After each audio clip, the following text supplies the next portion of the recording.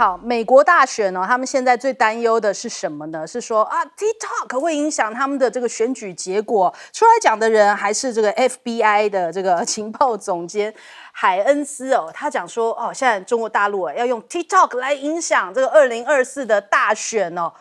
一个抖音 TikTok 是国际版 TikTok。难道真的能够影响美国大选吗？那这个 FBI 的联邦调查局的局长讲说，中国大陆一直用 TikTok 在威胁美国，那威胁到谁呢？是拜登嘛？因为我们就真的去看看拜登他的这个 TikTok 上面每天都还在更新那他的主题千篇一律就是骂川普，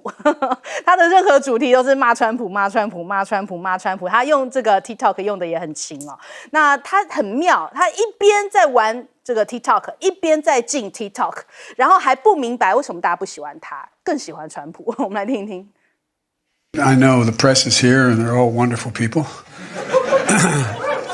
I don't know why they don't like me a lot more than Trump, but that's a joke. I'm kidding. I shouldn't even be kidding with you. I'll pay a price for having said that.对，真的要付出代价了那再来我们看一下，现在争取这个年轻的族群，川普倒是站在跟过去相反的立场。过去他在任的时候也是一直在打 TikTok， 还叫这个微软要买下 TikTok。但他现在呢，他说他不反对啦，他说这个 TikTok 禁令可能会影响到年轻人很多小孩如果没有 TikTok 肯用，可能会发疯那华友讲说，川普力挺 TikTok 其实是为了钱但我觉得他可能也是为了选票，没有必要跟这个现在的一个流行趋势逆着来，而且每次讲到 TikTok 好像都是那种我们听到那个听证会上面都会有很多脑补的情节，好像把 TikTok 只要连上家里的 WiFi 就会偷取资料那种感觉那奥斯卡也是爆发了歧视争议人家讲说奇怪了，小劳勃道尼领取最佳男配角奖的时候呢，是从关继威的手中来拿，那关继威也是亚裔的这个美国亚裔的男演员嘛，结果他没有跟关继威握手，也没有眼神接触他好像看的是别人，他可能觉得就不知道该怎么解读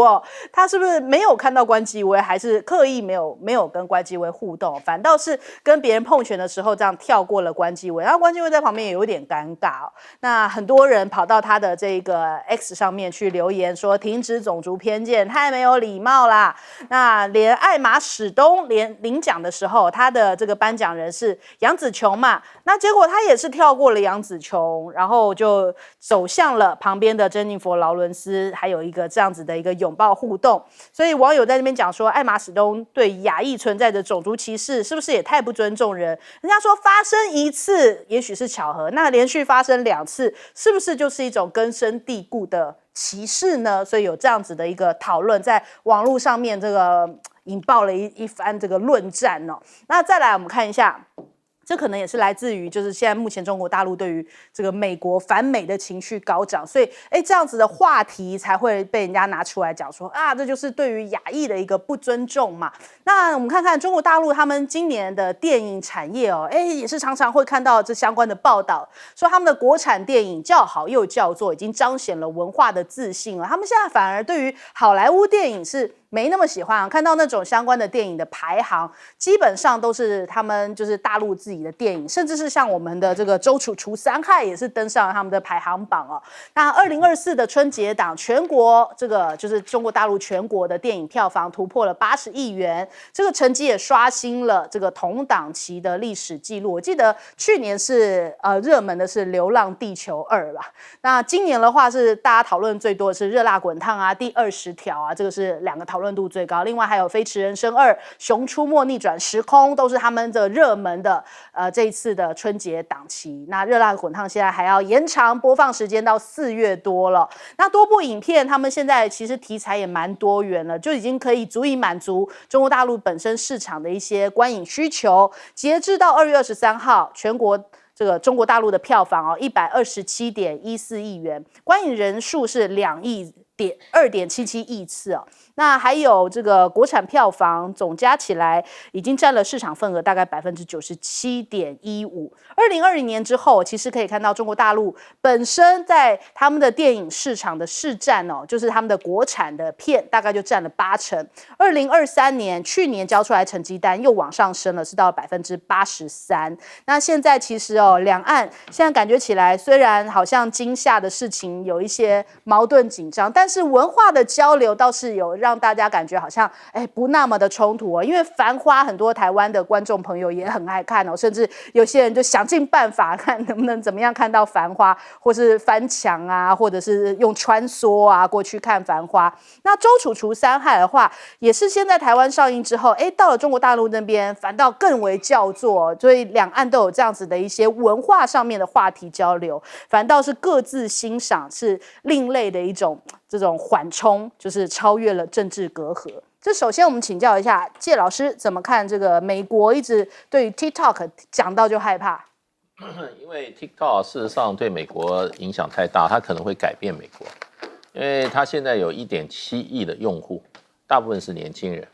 然后或者比较年轻的啊，所以美国也不过3亿4千万人，对不对？差不多就一半数人都在用啊，而且都是比较活跃的，而是未来的。那这个对美国来讲是前所未有的空前挑战，因为美国过去它就非常锁国啊，它只能接受西方，就是欧洲来的影响，它不会接受东方的影响。这个是根深蒂固的种族主义啊，种族主义。所以呢，从来没有，世界上从来没有有一个社交软体啊，可以掌握到这么多美国人，然后深入到千家万户，然后进入到他们脑海里面去。那这个说某种程度来叫西方人常常用的叫文化侵略，这种思想控制哦，这个是只能西方人对别人做，不能够他被别人作为对象的，所以这个是因为他统战我们，只能他洗你的脑，你只能他控制你的脑，直接进入你的脑海，不能让别人进入他的脑海，尤其他的年轻人。所以我觉得他们是一种国家级的这种危机意识。他为什么这样做呢？他就是不能接受，所以你看他出来讲话是他的情报总监呢，是 FBI 耶，他说 TikTok 威胁美国，那前面再加说中国大陆、中共，好不好？他总是TikTok 是一个私人的机构啊，私人发展出来了，他掌握了人性的共同点，对不对？掌握了最新大家所喜欢的潮流，他不只是在美国轰动啊，全世界都在用啊，印度不是也在用吗？它界面真的好用，非常好用啊。界面比起其他现在正在做短影音的界面，它就是有那种使用者的优化，让你觉得一下就可以上手那样子。对啊，这个就是门槛低啊，对，这就是轻薄短小，可它又不见得它的广大的收视率。对，它已经成了这么大的一个收视网以后，你要知道，除了1.7亿用户在外，还有数百万人借着 TikTok 在赚钱呢，在维生呐。那在这个 TikTok 里面怎么样串起，展现自己的才华，把才华变成什么样？被别人欣赏以后，变成有商业价值的才华。这个 TikTok 提供了很多小市民，或者说就是说过去没有管道的人一个出身怎么样上升的一个管道，这是很好的。所以现在是让美国要进，那说实在谁也管不了，对不对？对，就看美国人用什么样来说服他自己的民众，他们是一个强调公平竞争、公开创新，然后呢言论思想自由的国家。所以这就看美国的政治人物怎么再去欺骗他自己的人民吧。对，所以拜登自己可以用，别人不许用，这就是他的一个欺骗之术嘛。来问赖老师，对，拜登说，如果你国会通过的话，我一定签署，立刻执行，6个月内叫他把它拍卖掉啊，要把这家公司收为变成美国人的公司。这个全世界有这种事，有这种霸道，用那么开心，就是我要把你抢走，这样变成我的，这样哈，这个强盗你还能够到哪里去找出来？这个不容易，全身喷满古龙水啊。头发那个这样子不亮的哈，然后抢走你的公司，这就是我美国，你怎么样？不然你怎么样？那用这个陈水扁的话，其实过去脸书在马英九时代的时候曾经也红过一阵子嘛，很红嘛啊。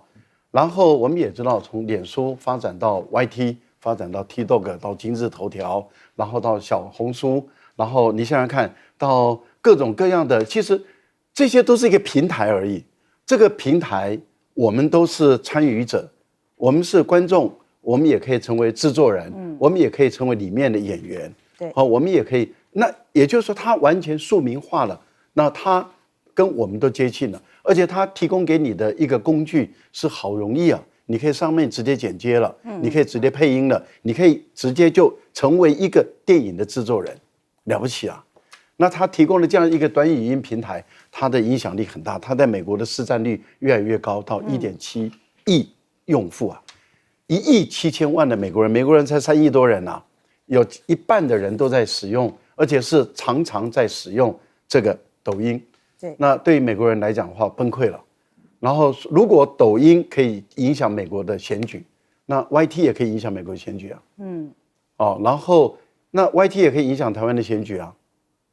都可以啊。它就是一个平台而已嘛。那如果按照美国人的逻辑来讲，在台湾的 YT 是不是也应该要被拍卖？要跟他的母公司剥离，要被我们买下来，然后脸书也要买下来哦。YT 就是 Google 啊，就是刚刚把那个赖清德打马赛克的。那我们是不是那在台湾的谷歌也要买下来啊？在台湾的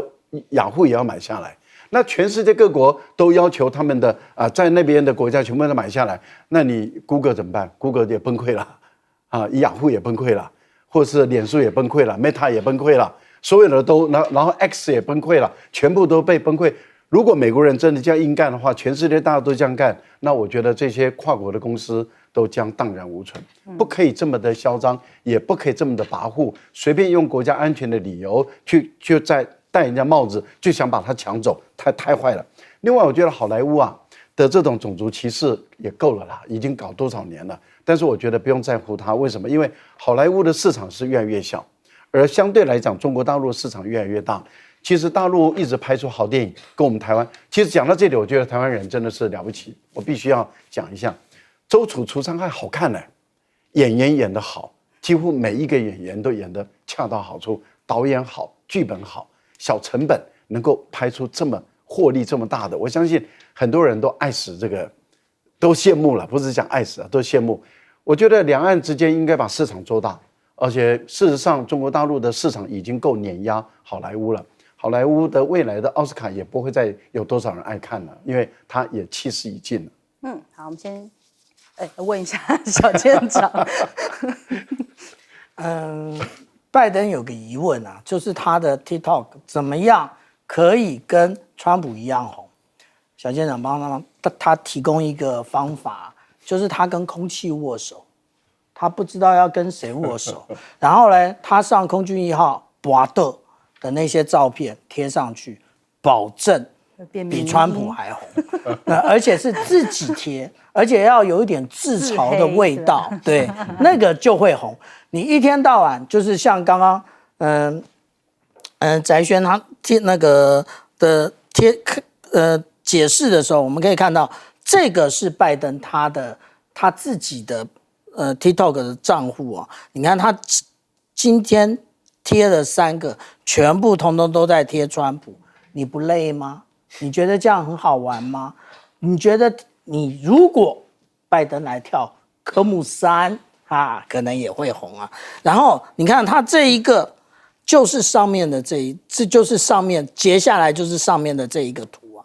其实他这样子做 TikTok， 他是把 TikTok 当做Meta 或者是 Facebook 来用是没有用的，因为它是完全理念不同的一个软体啊。那我们这样讲啊，其实使用抖音的问题不只是在美国啊，其实那个大陆也常常有父母亲讲啊，抖音一响父母白养，所以抖音的这一种吸引力啊是凡人无法挡啊。那但是呢，刚刚其实赖老师有谈到啊，也就是美国也不过就3亿人，可是有1亿5千人都在使用 TikTok， 可见它真的是有一些大家喜欢用的部分啊。但是呢，美国现在它的一个保护美国人免受外国对手控制之应用程式侵害法案要求字节跳动要在6个月内出售。其实字节跳动跟 TikTok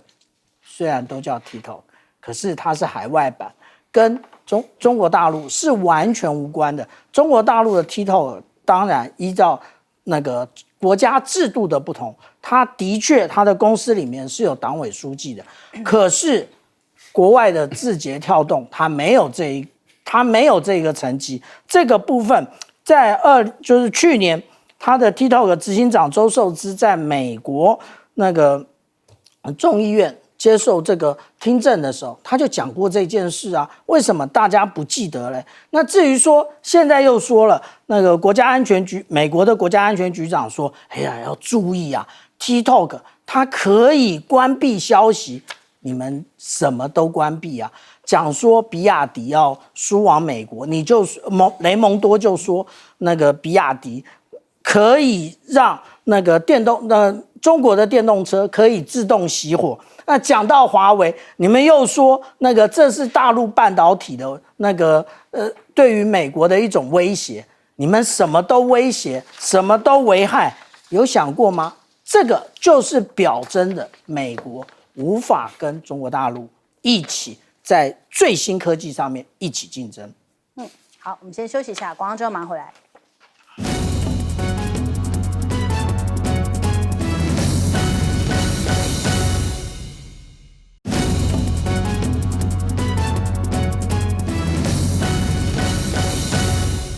好，欢迎回来，新闻大白话。我们来关注一下啊，因为波音的风波还持续在延烧当中哦。南美航空他们这个波音飞机空中击坠，现在纽西兰当局扣押了黑盒子，他们要来还原一下这个录音机以及飞行资料记录哦，看看到底是怎么样的一个事件哦。这个事故调查委员会正在调查当中。那问题就是现在波音真的是问题一箩筐啊，竟然拿这种液体皂当润滑剂，听了我们都觉得下巴要掉下来，太傻眼了。连波音自己的工程师都出来爆料，就说他们其实自己本身员工也不太敢坐这个波音自己的公司的这个飞机哦。他说他跟他太太说过，我绝对不会坐这个飞机哦，因为这是关乎安全，就生命问题哦。如果可能的话，他会选择搭空巴，这太讽刺了。那这个卡达的半岛电视台，他们还出过了一个纪录片，叫《破碎梦想波音787》哦。那他讲到说，这个里头有员工还吸毒哦，还有工具就随意乱放，没有系统的训练，还有损伤的零件继续使用。片中统计有15个人当中有10个人不会坐自己组装的飞机，这是怎么样的一个品管啊？听到这个，大家对于波音的信任又更这个崩塌了，更不敢搭了。那有工人讲说，我绝对不会坐这种飞机哦，因为我看到了一堆垃圾一样的质量。工人 B 讲说，在飞机制造厂看到很多不该发生的事情，比方说什么吸毒啊，还有这边的人吃午饭的时候还会出去抽一个啊，太夸张了！这种内部的消息抖露出来，这个波音难怪会一直出包哦。那现在美国还打算要来制裁防堵中国大陆的电动车，那就有美国的政治人物讲说，这个我们应该要阻止廉价的中国电动车进入我们市场，但是有学者就讲说，这种保护主义其实并不能够挽救你美国的工业啊，你不让它进来，难道中国大陆的电动汽车就会原地踏步，不再继续进步吗？那只是感觉上面你的工业越来越落后别人嘛。那现在你看看美国的 Fisker 跟这个 Nikola， 现在不到1美元的股价，已经暗示着美国的电动车公司的一个困境哦，因为他们现在没有足够的资金再维持1年的时间都没有办法。Nikola 的困境是从2022年持续到2024年，那他这个命名也是那个 Nikola Tesla 那个著名的科学家嘛。Tesla 现在就是我们市面上看到 Tesla， 另外一家公司叫 Nikola， 那时候我们也有介绍过说，他的一些这个想要有一些能源车啊什么的，但现在目前看起来他的公司价值已经跌超过12%，连宾士的 CEO 都提到了说，如果反对欧盟提高大陆电动车的关税保护主义将是一个错误的道路。如果反对的话，就是说如果提高这个关税的话，他是持反对的意见的。大陆想要向欧洲出口电动车，这是一个竞争的自然发展。长期而言呢，其实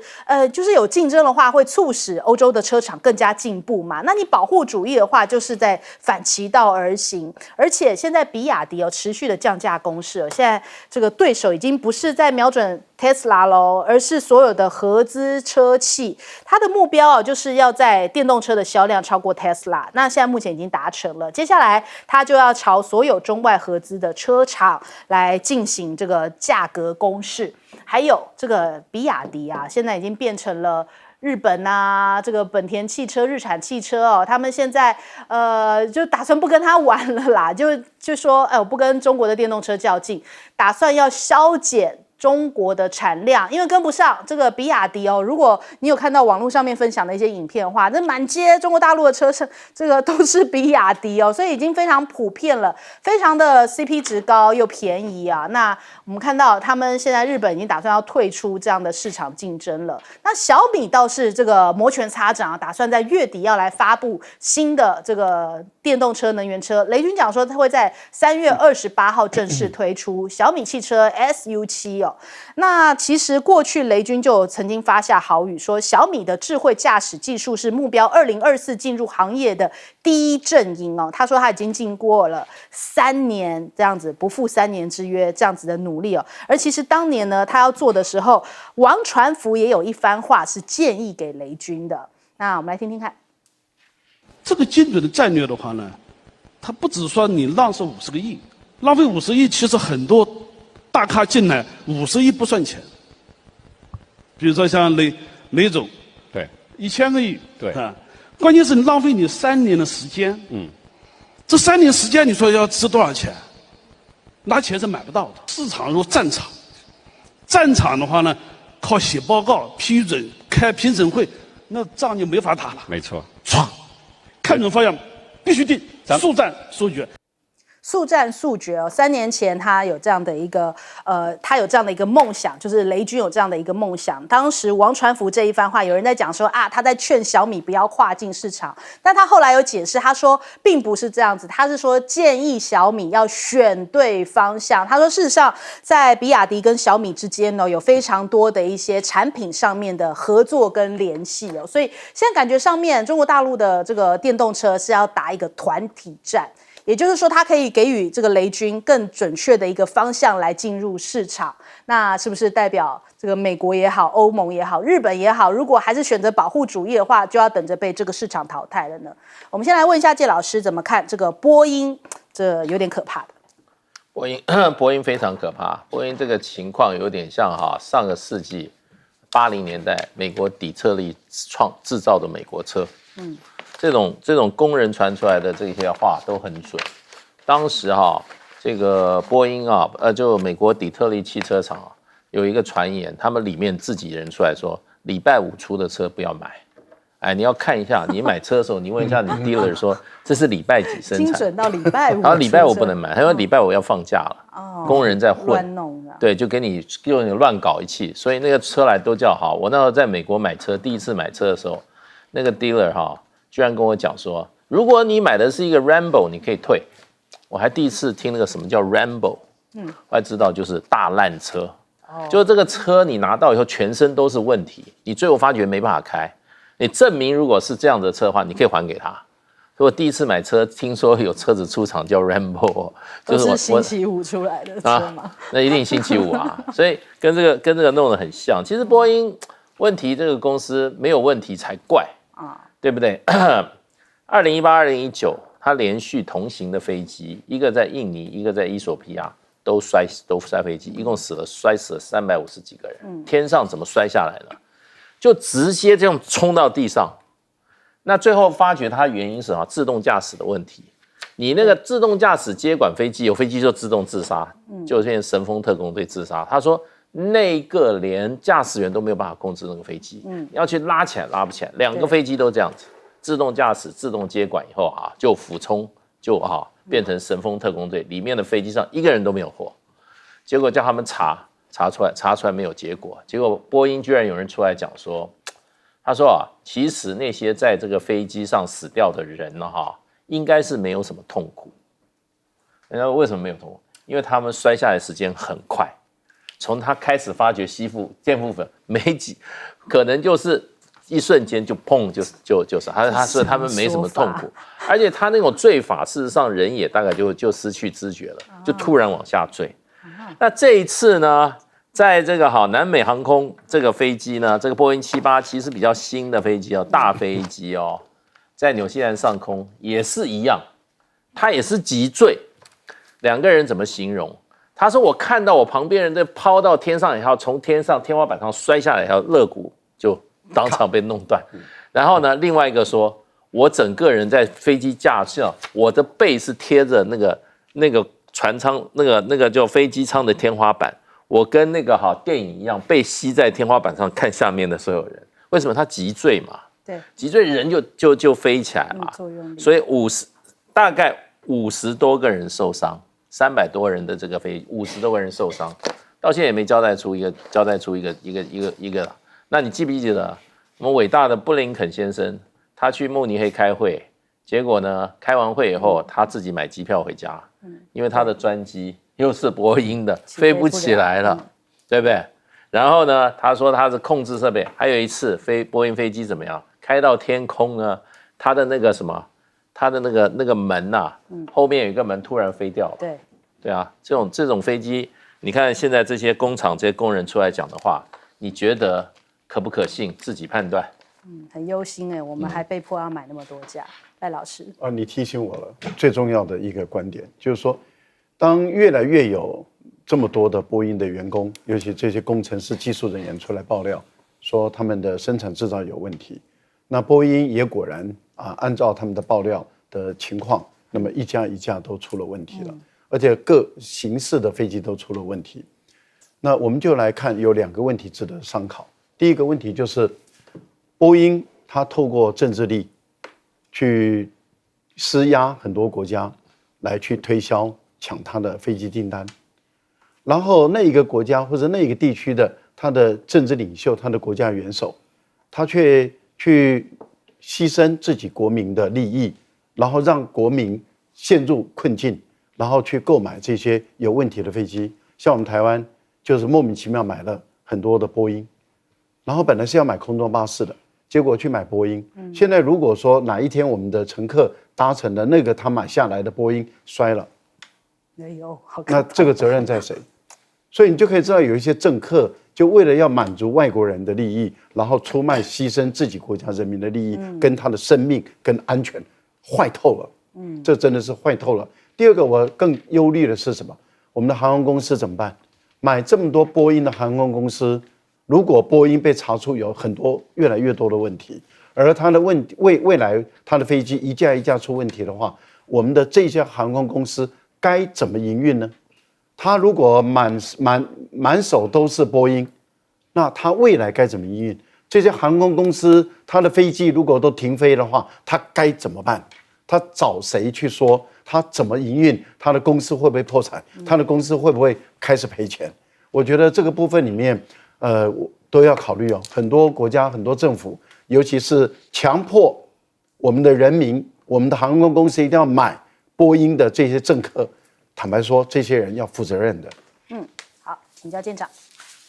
飞机的无论是制造或者是保养啊，因为它承载的是很多人，而且是人命至上的关系，它有非常多的程序跟它的纪令啊，必须要遵守。那我手上这一张啊，就是737的纪令。那它有告诉我们说，它的这个机轮呢，那要进行保养的时候，它如果说按照这纪令第2条的话，它有说，这个插销跟铰链啊，你要如何的检查？检查完之后，然后你要继续做什么动作？这个一步一步的做。可能有观众说，小舰长，你不是海军舰长，你跑来讲这个干嘛？错了，我们海军跟波音公司用的一模一样，我们叫做保养修理卡。那也是类似这样，有图，然后有文字说明，而且我们的规定是一个人念一个人做，而且念的人是资深人员，他在念的时候，他念完之后，那个操作的比新手他去操作，而且他操作的时候他要看那个新手有没有做错，而且他有规定例如说你要做什么，你都要准备好相关的工具以及润滑的工具，那润滑的装备。那为什么他这里讲说用肥皂水？可能有人说用肥皂水没什么关系啊，错。为什么？因为用肥皂水不是夸张而已，用肥皂水去栓那个螺栓啊，以后会造成锈蚀，那个锈蚀是没有办法预期的。也就是说，你在定根的时候，就是我们分成定根件跟定剪件。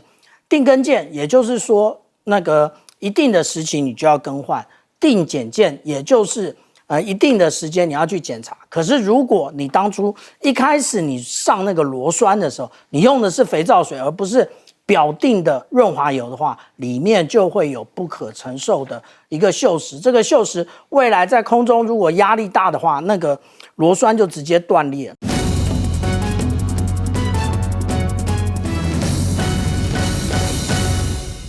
欢迎收看《新闻大白话》，我是主持人翟轩，马上欢迎一下这个阶段加入我们讨论来宾，前大使叶文吉。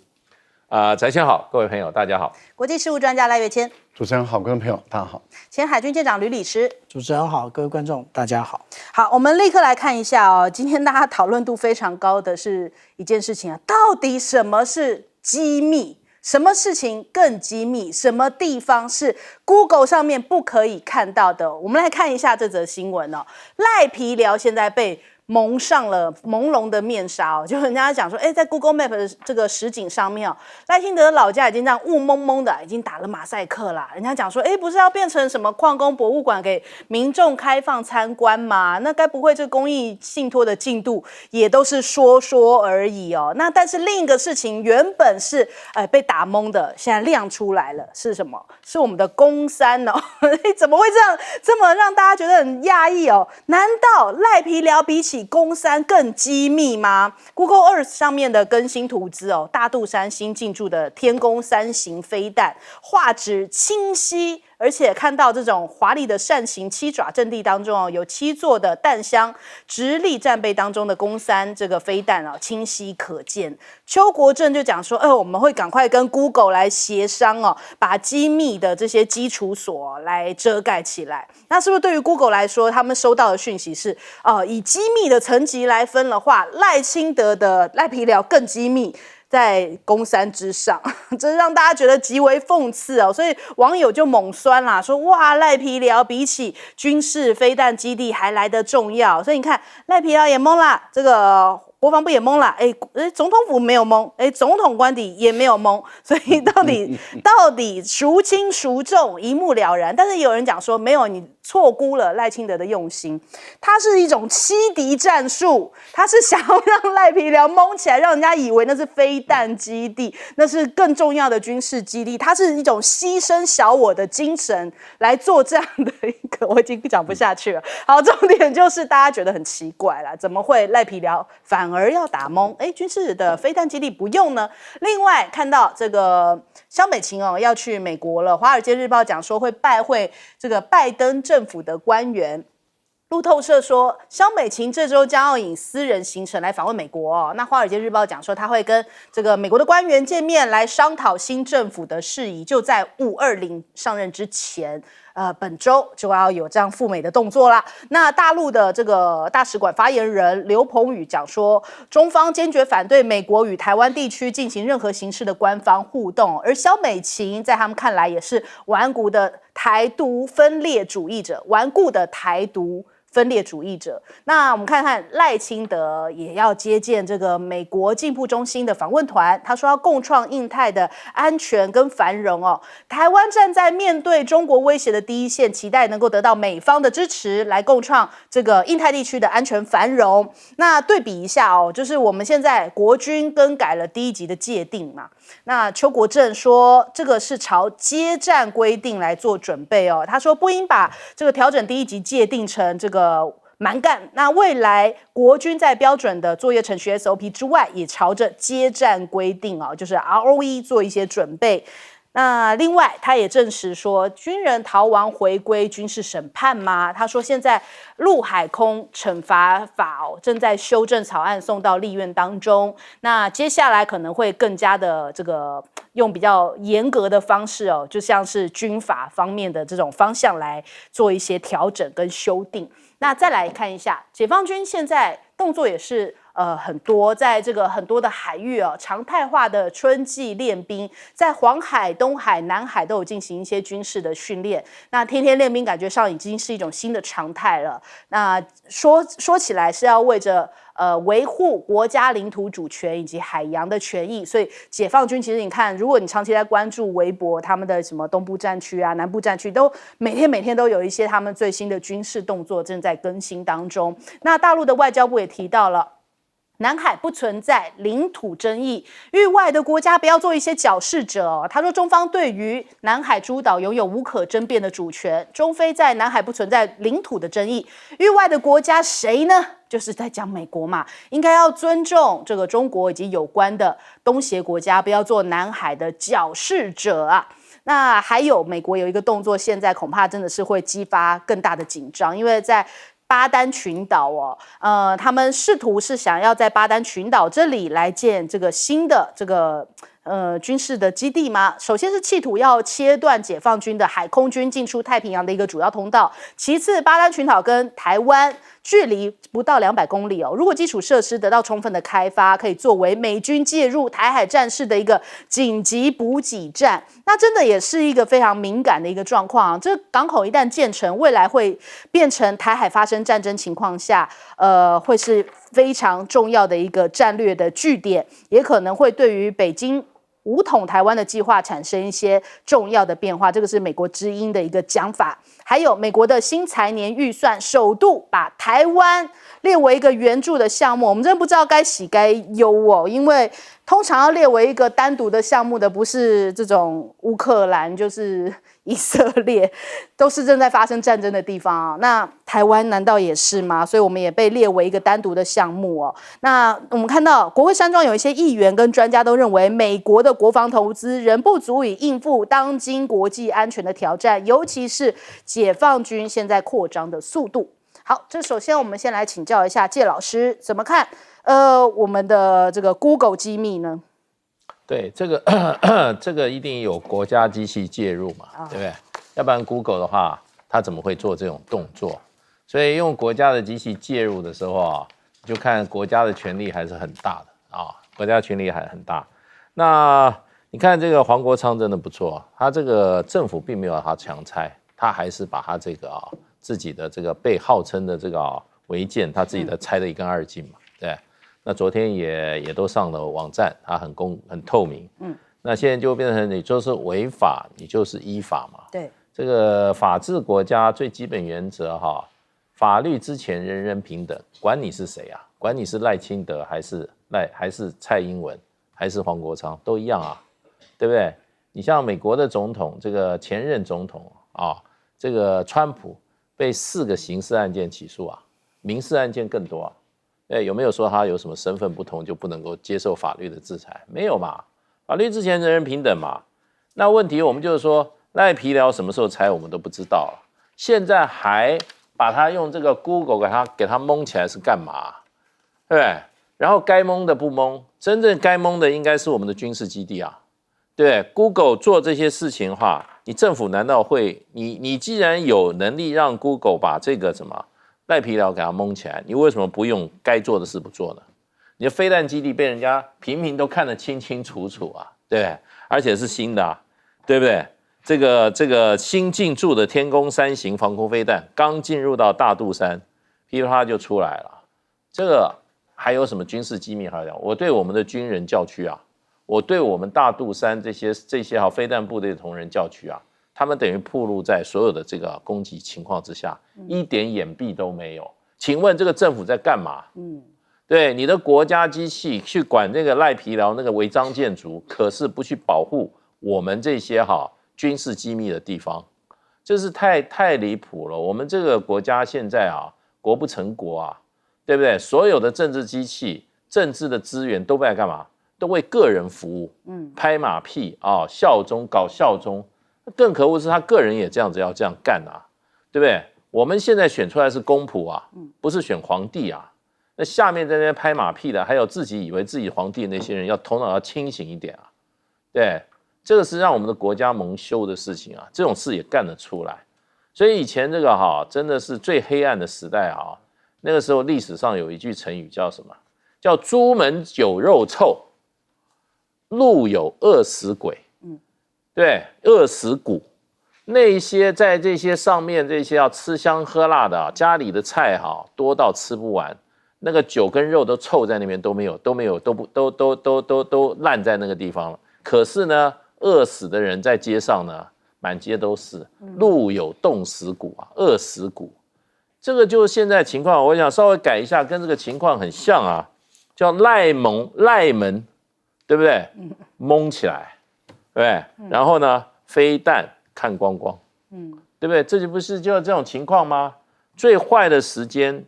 现在历史重演在我们台湾，这些人有什么反省的？有什么反省的精神？每天讲民主，讲进步，做的是不民主、不进步的。把一些基层的官兵的生命当做什么？当做什么？当做这个不值钱的，自己一栋烂房子还要要人家蒙起来，实在是我觉得太离谱了。好，请教舰长。如果说我们来看这个图的话，我们可以看得非常清楚啊。这个就是所谓的赖皮寮，那他现在全部都已经打码了，看不清楚。那这个打码的状况呢，其实我们再看一看下面这个是哪里呢？这个下面这个就是我们今天所谈到的大肚山天宫飞弹阵地的门口。然后其实我们必须这样讲 ，Google 还是很认真的，它有打码。他码打在哪里？对不起因为我没有放大，他码打在这两个哨兵的脸上，也就是这两个哨兵你辨识不出来，但是这个门口你却是看得非常清楚。这个就是我们所谓的大肚山天宫阵地的这个部分那如果说我们来解读这个阵地的话，我有更清楚的图。那这个图呢，我们现在所谓的八爪扇形基地，其实就是这个地方，也就是我们谈到的天宫飞弹阵地的这个部分。那其实我们可能认为它是要拱卫清泉岗空军基地，可是如果我们再看一看它的后面是哪里，它的后面其实就是中科。那而且它的目标就是说它核心拱卫区是在哪里？是台积电金 15B 厂跟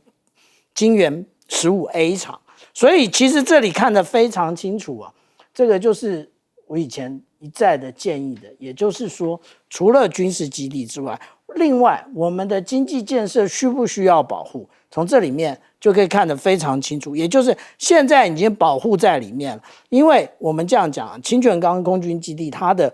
跑道非常长，以前 B52 可以从这里起飞。那我们这样子讲，它负责拱卫的这个飞弹阵地绝对不止这一个，可是现在我们可以看得很清楚，所谓中科也被放在这里面。至于说有关于这个第一级的部分我觉得很奇怪的一件事是什么？是我们的国防部长非常爱讲第一级，那呢，我就把他的那个言行通通做了一张表来来看一看。其实我们来看2020年的时候。他没有讲，他讲现在都习惯讲高层嘛，国防部高层他透露给中国时报、联合报、自由时报，也就是我们的各大报都有。他说我们已经将第一级改为行使自卫反击权了。好，那就应该一锤定音其实没有，你管不了国防部长。为什么？部长接下来他又开始讲那个如果说那个无人机或者是气球什么当做第一级界定。第一级到底是一个什么概念其实我们这样讲，第一级真正的概念是核打击才有第一级其他的应该都不叫第一级。那我们来看一看那个座次市的联合作战计划处的处长，他在2023年，也就是去年6月27号，他怎么讲？他讲说，进入领海领空，那如果警告无效，就要行使自卫反击。他反映了，也就是2020年这件事是正确的。但是我们的部长又在3月7号又开始讲第1级，我真的不晓得他为什么这么爱讲第1级啊。他虽然在美国念过参大但是我必须这样讲啊，第1级是美国才有，我们有核武器吗？那个解放军也不会对台湾用核武器进行第1级，所以你不要逗趣了。然后果然副部长立刻出来打脸，就是说进入领空跟领海会做处置，但不能画上等号，这就有一点点国际法的概念了。为什么说有一点国际法的概念？因为不要忘了，公船无论是公船有就是军舰跟类似海岸巡防队，就是我们的海巡署的船，其实在各国的领海也有无害通过权，所以你不能够直接攻击的。那我们讲说，刚刚他讲说，气球要攻击，我们看看这是几月几号的？这是2月10号，这么多气球飞过我们台湾上空，你拦截了谁？你谁都没拦截，所以大话不要说太多，说太多最后只是被人看破手脚而已。好，来问赖老师。谢谢你啊，在线。选举已经结束一段时间了，选举已经结束一段时间了啊，那也真的是一段时间了。赖清德的承诺还没有兑现啊，也没看到他开始在推动推进，也没有看到他积极的作为。也就是说，他当时不管是要拆掉，还是要把它捐出来做公益等等的，我们没有看到他有在积极的推动。选举已经结束了，但是却打码了，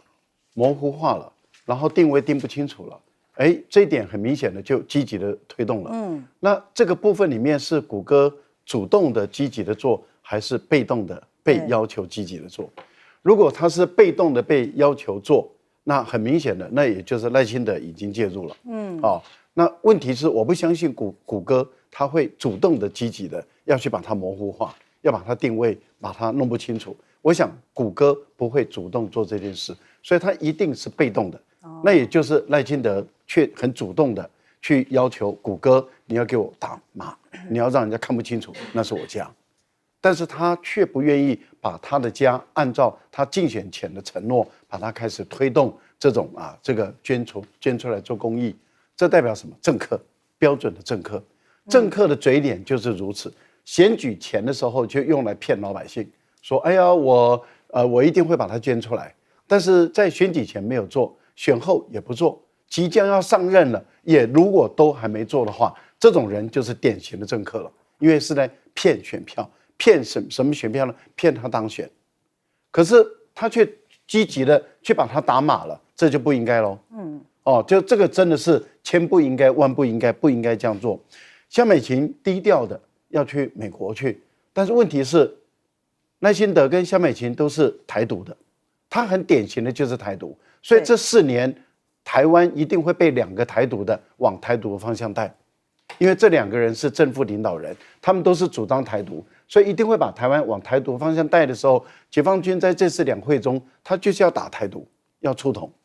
然后习近平在出席解放军的人大代表的委员的时候就讲到了，要准备好要妥善准备好这个海上的军事斗争。那明摆的讲的就是针对美国。那我们现在要问的就是，你美国的白宫拜登的团队跟萧美琴，你们要怎么去瞧什么呢？瞧你台独